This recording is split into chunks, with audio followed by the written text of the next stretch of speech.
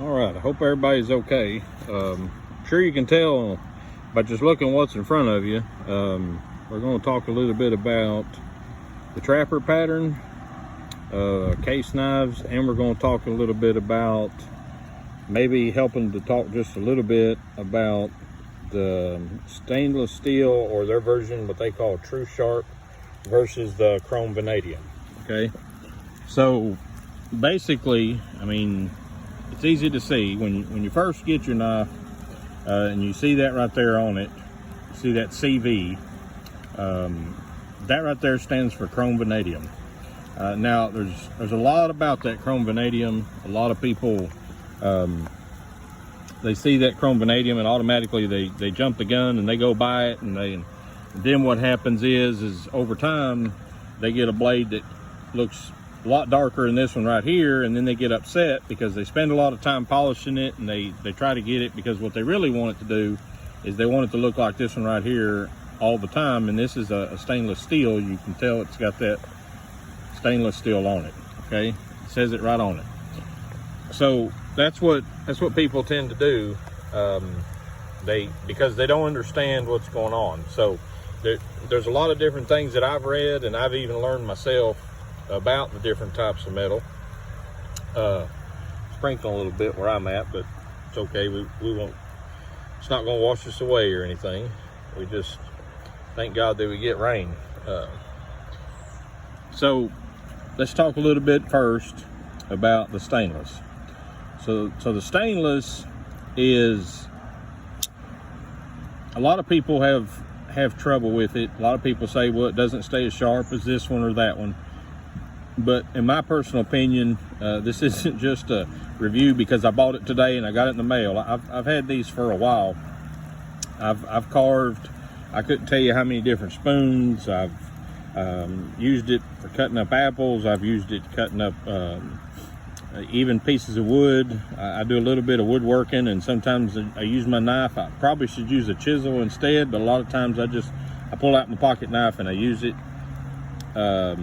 I carry it with me most of the time to work, to wherever I go, and I don't really need one all the time. But just kind of the age group that I grew up with. I mean, if you needed to cut something, then you took out your pocket knife. It wasn't anything about I was there to protect myself like it is nowadays, which I'll be honest with you, I don't think 90% of the guys that carry a knife anymore that talk about protecting themselves, I don't think they really probably do. Most of the time they sit it out and they flick it back and forth, or they do different things with it, and that's fine. Everybody's got their own thing they do, but to me, there's just something about, you carry around a little pocket knife with you, and you just use it for different things. You always hear the same things when people do reviews. They always talk about cutting rope and opening boxes, and there's a lot more you can do with a pocket knife. I mean, there's a lot more times to where it depends. If you're doing stuff around the house, you strip wire with it. If you're doing little things around the house, if you do a lot of woodworking, of course, then you use it more than most people, because I mean, you take it and you carve it, and you make either spoons, or you make little figurines, or you do all different types of things, and there's different sizes of knives. So, but the one thing that came to mind that maybe it'd help people is when they buy a pocket knife, especially if you're going to buy a case knife, the differences between the two.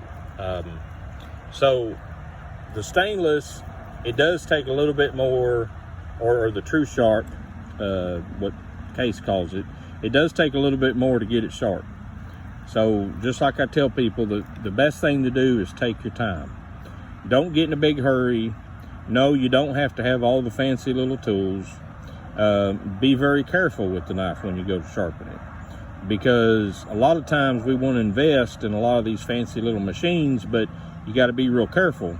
I used to work in a tempering shop years ago, and if you take this metal right here that's already been treated and you get it too hot and you start seeing a blue little coloration on it, then you've messed up the temper, which means that material's all of a sudden becomes soft. Basically what happens when you heat up the metal is all the little particles and everything in it expand, and then when you quench it in the oil, then the oil, you can force things back into, and then you quench it out real fast. So you opened them up, you basically put things back in it, and then all of a sudden when you quench it real fast, then what happens is you trap all that stuff in there. Now, the hardness, you want it just as hard to work with, but not too hard that it snaps. You can actually make something so hard that just by banging it with something, it'll snap. So it doesn't mean that just because it's stainless, it doesn't mean that it's not going to break. It can break. The main thing behind stainless is there's already so many little things forced into that metal that it won't allow anything else to come into it. It won't allow stuff to settle in. Doesn't mean your knife can't get rusty, because if you neglect it and you leave it wet, or you leave it in certain conditions and never fool with it, then even a stainless knife can get rusty. You can see little things happen to it, and if it does, it's a whole lot harder to get it off of it. So let's go back then. So most of us, when we get one that's got this chrome vanadium, let me wipe these little bit of raindrops off of this. So most of us, if we get one that's that chrome vanadium, and you say, well, that looks just like the knife before. Well, this does when you first get it. When you first get a brand new one of these knives, and most of them you can polish back up to look like this. And that's what a lot of us do. A lot of us want a nice shiny knife. We don't want a knife that looks dirty. You can see on this side right here how it's already starting to tarnish a little bit. I can put a little polishing wheel and some compound and bring that right back to shiny again. But the purpose of this metal here versus the other is this metal here is a little bit softer, in my opinion, in a sense that it can absorb little things into the metal, and that's actually why that changes colors like that. That metal isn't the same as this stainless. This metal here, it can absorb things into it. The acid from oranges, from apples, even just plain working with it, cutting up different things that have that acid in it, will turn that knife that color.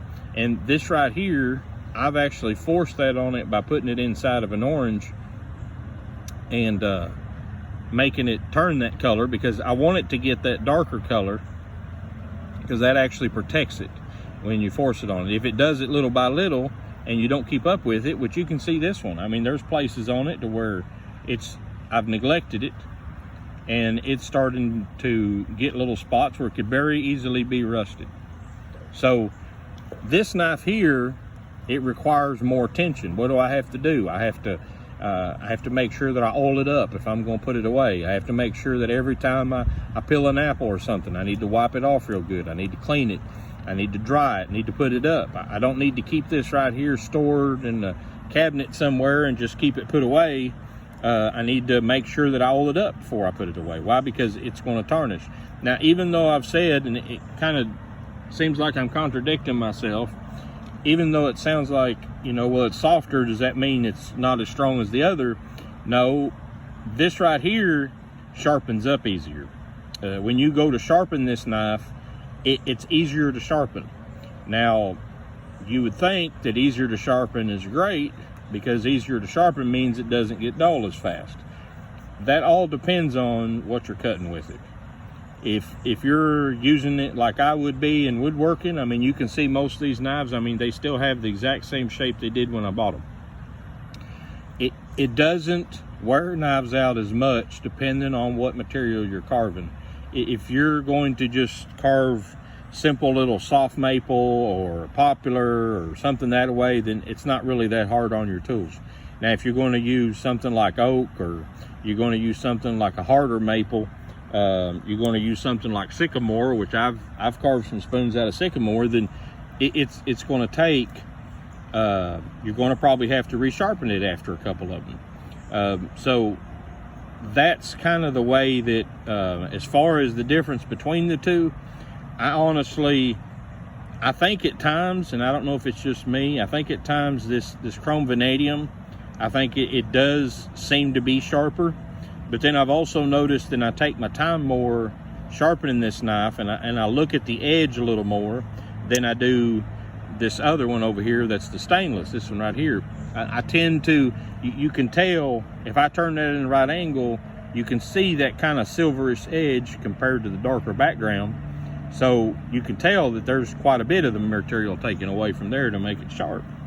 Well, on this one here, if I turn it the right angle, you can still see that I've got about the same distance down through there on that angle of that blade from this one. So honestly, if you take your time to sharpen them, this one right here is just as sharp as this knife is.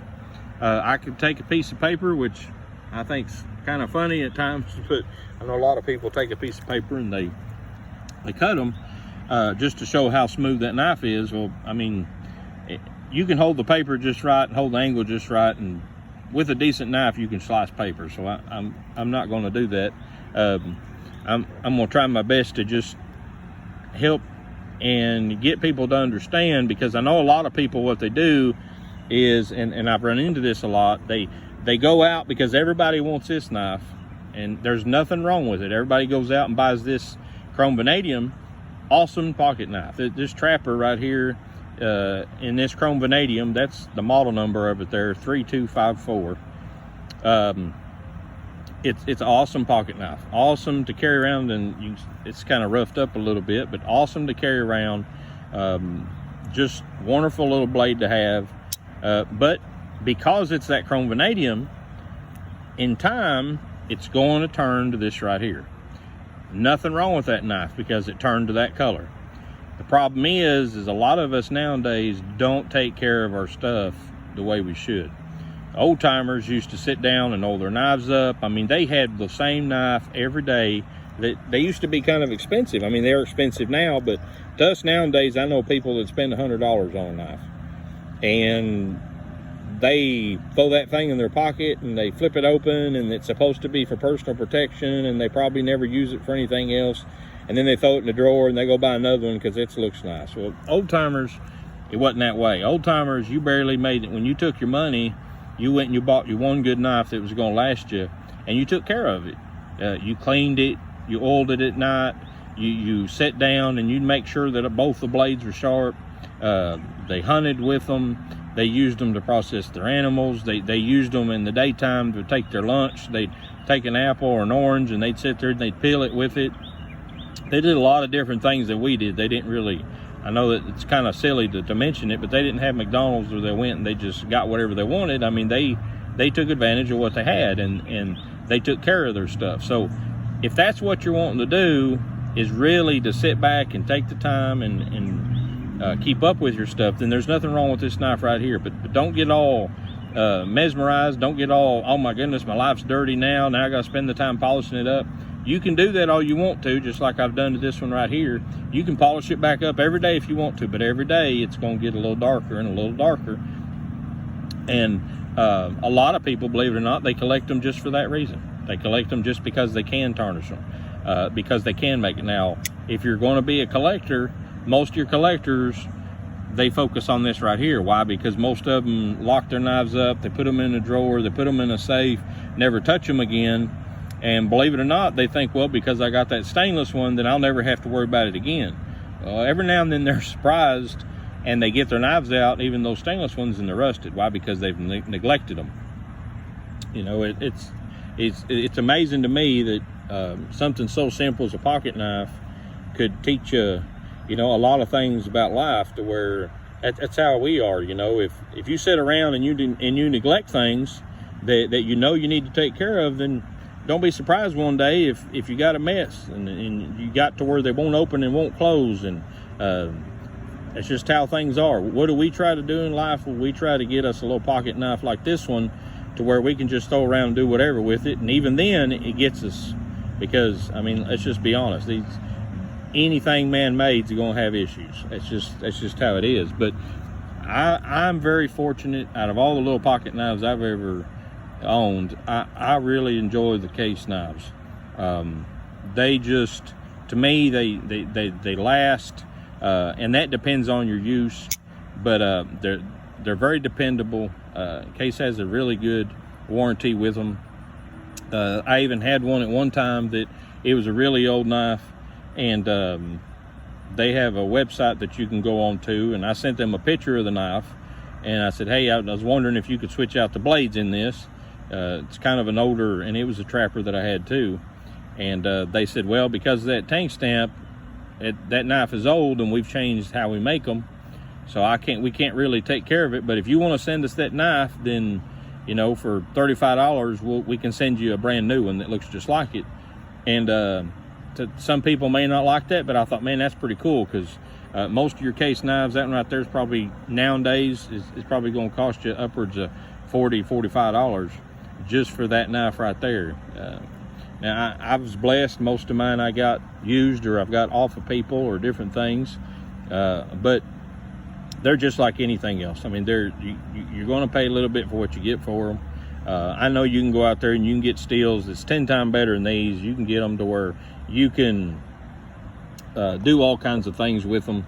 But to me, that's just an example that I was trying to express to everybody, that look, when you get them, if you're going to give them to somebody as a gift, if you're going to get them to somebody that, hey, they don't know a whole lot about knives, then maybe it's better if you get them to stainless. If you're going to get it for an old timer like me, or somebody that, hey, they really like knives, they're into it, then that right there, that CV is something that's more for a user, more for somebody that wants to keep up with them. And there are times, like I said, that it seems that blade right there is, you can get a razor edge on it compared to these right here in that stainless. But then there's times that I picked up that stainless, so I'm not trying to say that one's better than the other. I'm just going to say that that they're both wonderful knives. They're both made by a company that obviously takes pride in their work, and if you learn to take care of them, then they'll both be useful for a long time. But anyway, it's just my way of kind of trying to help, just explain a little bit. By the way, that pattern on that one right there was this one I believe is a 6 or maybe a 4, depending on the material of what that knife's made. Let's see here. The pattern on that's 4254. This one right here. 4 is because basically it's more of a plastic or a Delrin. That's what that is right there. It's more of a plastic. These right here is a 3, and it's because it's that yellow color. About any time you see a 3 as that first pattern, it's going to be a yellow knife. This one here is white, even though sometimes it looks like it's a light blue. This one here is a white. And like I said, honestly, the knife itself, it's the same, both of them. They're just made out of different materials, and I enjoy both of them. Anyway, hopefully that'll help though a little bit and explain, and just be thankful every day for every chance you get. I thank God for every day that I get. Don't be in a hurry. Take your time. It does take a little while to sit down and whittle a carve, but just sit back and enjoy life, and you'll be surprised how life changes for you. Anyway, God bless you all. And like I said, maybe this will help somebody just understand a little bit more about these different types of blade materials. You all have a wonderful and blessed day.